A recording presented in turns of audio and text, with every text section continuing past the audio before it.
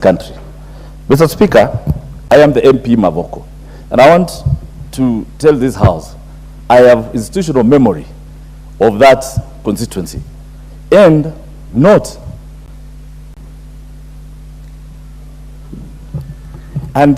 forgetting that this land in issue, I mean the land in question, Portland has its land. Portland has got many parcels of land, and the only parcel that is in question is LL 10424. So members, as we speak, let us not have a blanket condemnation of how many LL numbers we are addressing. The demolitions happened on LL number 10424. Honorable Speaker, members remember who are here on the 11th, during the 11th Parliament, that I brought a petition in this House requiring the Committee on Lands to have Portland surrender its mined land with letters which were signed by the board, and they agreed that they have had 2,000 acres that they have mined and they are ready to surrender to the local community. Honorable members, one thing we should understand is once land is surrendered, as per Article 67, it goes back to NLC, National Lands Commission, who in turn surrenders it to the local county government of that area. Then the local county government of that area decides the land use. The LL number I brought here was 8786/144, 145, and 146. And Mr. Speaker, we agreed with Portland, and it was agreed by even the then Committee of Lands, Department of Lands, led by Honorable Muro, that they were ready. We went ahead, NLC agreed, the then Interior Minister, Mr. Ngaiseri, agreed, and that was agreed that they're going to give out the land.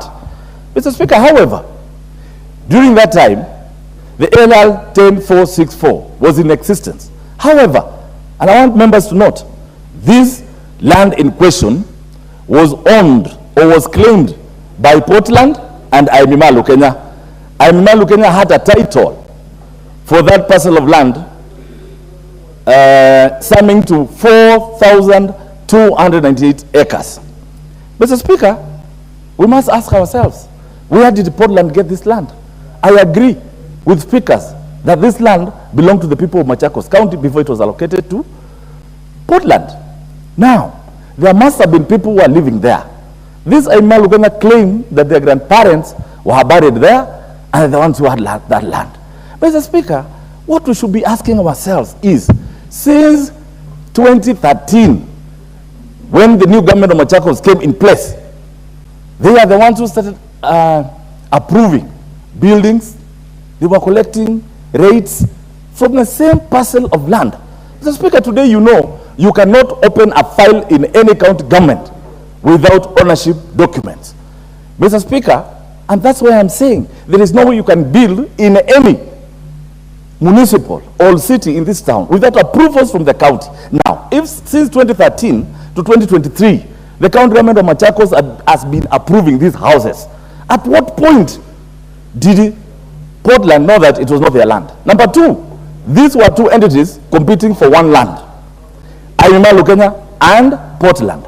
Now, if this case went to court, for the court to determine who are the rightful owners of this land, Mr. Speaker, the owners of these houses had, and they claimed on national television that they went to banks using the same title, they were given loans, they were being used by county governments for approvals, they went for search, and they were coming out with the right title deed.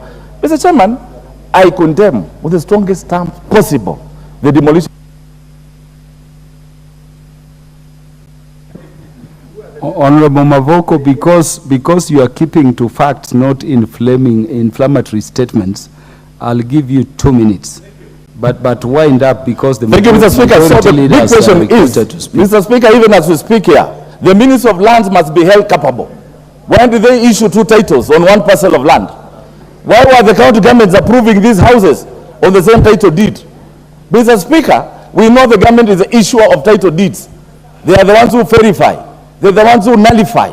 And Mr. Speaker, if you look at the title which has been given to the court belonging to Aimima Lukenya, was issued 1980. The one of Portland was issued 2022 and 2023. Mr. Speaker, sometimes we must agree, and I have said it, and I'm saying it again.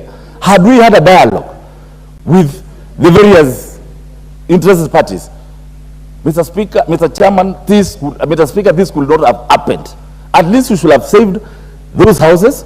And Mr. Speaker, those Kenyans are very innocent. Today, to build 10 by 10 is very expensive. Mr. Speaker, also, this is not an issue which should not be politicized. Mr. Speaker, I am the MP Mavoko. I represent pastors, MPs, thieves, and everybody.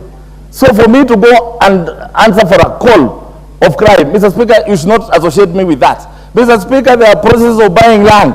If there is anybody who can point a finger at the MP Mavoko, let them point a finger, bring out trails and show anything. But Mr. Speaker, we must be alive to the fact that titles are issued by Ministry of Lands, they are verified by counties, even Kenya Power had put power lines there, water was put there. Where were they? Why are they making Kenyans suffer? Because of political differences, because of political divides. And I'm ashamed by members of parliament who come from Mukambani and they were not even in support of the community.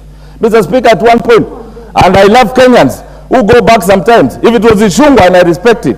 One time I saw him in Kikuyu saying, my people of Mavoko, my people of Mavoko should be respected. They should be... Honorable Patrick Makau, your time is up. The majority leader proceed to